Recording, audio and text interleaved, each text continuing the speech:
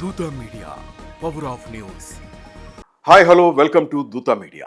హైదరాబాద్ విశ్వనగరంగా మారాలి. ఇది ప్రస్తుత లేదంటే గత పాలకుల నినాదం. ఈ ఉద్దేశాన్ని ఎవరు తప్పుపట్టగలరు? ఎలా తప్పుపట్టగలరు? అయితే విశ్వనగరం అంటే కేవలం పెద్ద పెద్ద ఇండస్ట్రీలు, ఐటీ కంపెనీలేనా? వాటిని ఏర్పాటు చేయడానికి చేయాల్సింది చేస్తే సరిపోతుందా? అయితే అభివృద్ధి ఎంత ముఖ్యమో ఆక్సిజన్ కూడా అంతే ముఖ్యమన్నది ఇప్పటి ప్రపంచ నినాదం.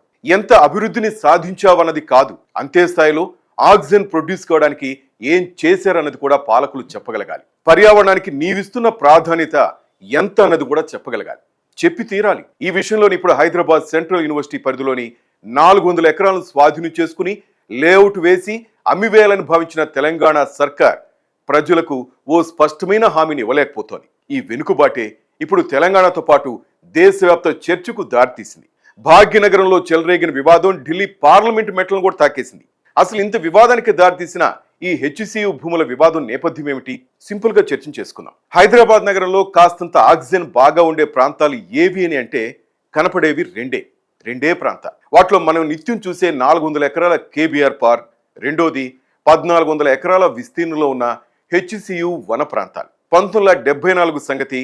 కొన్ని ప్రత్యేక పరిస్థితుల్లో కొన్ని సామాజిక సమస్యలకు పరిష్కారాలు వెతికే క్రమంలో ఉమ్మడి ఆంధ్రప్రదేశ్ రాష్ట్రానికి రాజధానిగా నిర్ణయించిన హైదరాబాదులో అటు తెలంగాణ ఇటు ఆంధ్రప్రదేశ్ యువతకు చక్కటి విద్యను అందించి వారి ఉపాధికి బాటలు వేయాలన్న ఉద్దేశంతో ప్రత్యేక పార్లమెంట్ చట్టం ద్వారా హైదరాబాద్ సెంట్రల్ యూనివర్సిటీ ఏర్పాటు నిర్ణయం జరిగింది. 1975లో హెచ్సియు నిర్మాణానికి 2300 ఎకరాల భూమిని కేటాయిస్తూ అప్పటి రాష్ట్రపతి ప్రత్యేకమైన గెజిట్ ను రిలీజ్ చేశారు. అయితే ఇంత పెద్ద స్థాయిలో భూమిని యూనివర్సిటీ కోసం కేటాయించారు, కానీ ఆ భూమి అంతా యూనివర్సిటీకే సొంతం అనిపించుకునేలా రిజిస్ట్రేషన్ ప్రక్రియను మాత్రం చేయకుండా వదిలేశారు. ఈ భూమి అంతా రాష్ట్ర ప్రభుత్వాన్ని రికార్డుల్లో ఉంది. అప్పట్లో ఈ 2300 ఎకరాల భూమి యూనివర్సిటీ అని రిజిస్టర్ అయి ఉంటే ఆ భూమిలో ఒక్క అంగుళాన్ని కూడా కదిలించే అవకాశం ఏ ప్రభుత్వాలకు ఉండేది కాదు. అలా చేయకపోవడం వల్లే ఈ అద్భుతమైన వన ప్రాంతం దఫాలుగా ఒక్కో ముక్కను కోల్పోతూ వచ్చింది. 1994తో మొదలైన జవహర్ నవోదయ స్కూల్ కోసం, శాప్ మిలిటరీ గేమ్స్ నిర్వహణ కోసం, షూటింగ్ రేంజ్ కోసం, లైఫ్ సైన్స్ ఇన్స్టిట్యూట్ కోసం, సిఆర్ఓ స్టాటికల్ రీసెర్చ్ కోసం, శేర్లింగంపల్లి ఎంఆర్ఓ ఆఫీస్ కోసం, ఏపీఎస్ఆర్టీసీ కోసం, టెలికాం భవనాల కోసం, టీఎస్జీఓ కాలనీ కోసం, ఇలా ఎన్నో రకాల అకాడమిక్ నాన్ అకాడమిక్ అవసరాల కోసం ఈ హెచ్సియు భూముల కేటాయింపును ప్రభుత్వాలు ఇచ్చేసాయి. 2300 ఎకరాల భూమి కాస్త 1400 ఎకరాలకు చేర్చేశాయి.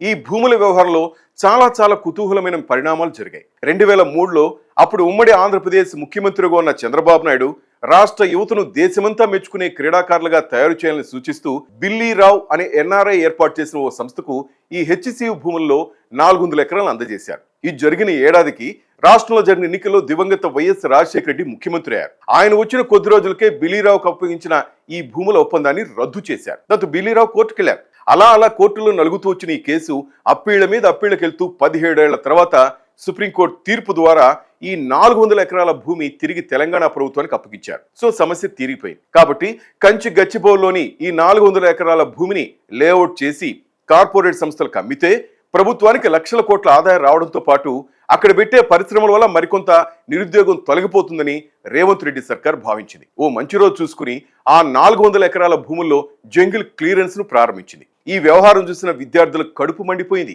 తమకింత అక్షరం ముక్క నేర్పించే విశ్వవిద్యాలయం భూములు ఇలా ఒక్కో పాలకుడు ఒక్కో రకంగా అమ్ముకోవడం ఏంటి?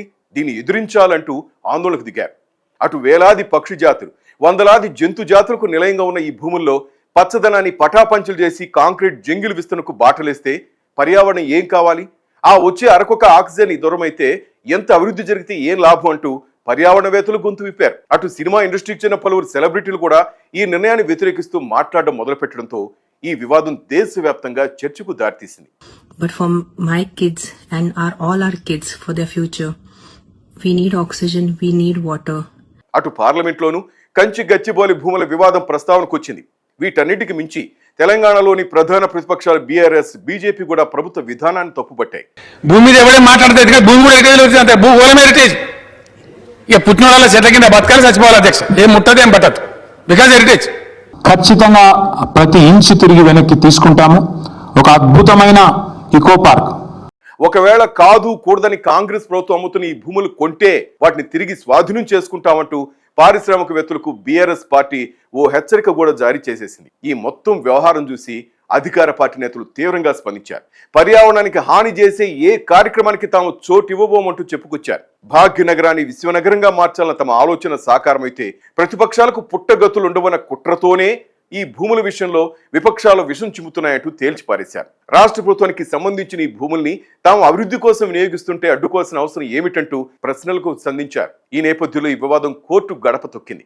విషయం తేలేదాకా ఆ భూములో జంగిల్ క్లియరెన్స్ ఆపివేయాలని రాష్ట్ర ప్రభుత్వాన్ని ఆదేశించింది సుప్రీం. దీంతో ఈ వ్యవహారానికి సంబంధించి ఓ ఇంటర్వెల్ పడింది. చట్ట ప్రకారం అయితే ఈ భూమి రాష్ట్ర ప్రభుత్వాందే అన్న విషయంలో ఎలాంటి సందేహం లేదు. వారు ఆ భూమిని అభివృద్ధి పేరుతో ఎలాంటి పనులకు ఉపయోగించుకున్నా అడ్డుకునేందుకు ఎవ్వరికీ హక్కు కూడా లేదు. అయితే పర్యావరణ పరిరక్షణ కోసం లక్షల కోట్లు ఖర్చు పెడుతూ మనిషికి ఆక్సిజన్ కొరత లేకుండా చేయాలన్న సంకల్పాన్ని ఆకాశమంతు ఎత్తును నిలబెడుతూ మేము అధికారంలోకి వస్తే పర్యావరణ పరిరక్షణకు పెద్దపీట వేసి తీరుతామంటూ ఎన్నికల హామీని కూడా ఆయా పార్టీల మేనిఫెస్టోలు చేరుస్తూ ముందుకు సాగుతున్న ఈ తరుణంలో నగరానికి ఆక్సిజన్ అందించే ఓ ప్రధాన వనరుగా ఉన్న ఆ ప్రాంతాన్ని గ్లోబల్ వార్మింగ్ కు మరికొంత ఊతంగా నిలిచే ఇండస్ట్రీలు, ఐటీ సంస్థలు లాంటి కార్పొరేట్ సంస్థలు చేతులు పెడితే జరగబోయే విపత్తులకు ఎవరు జవాబుదారీగా ఉంటారు?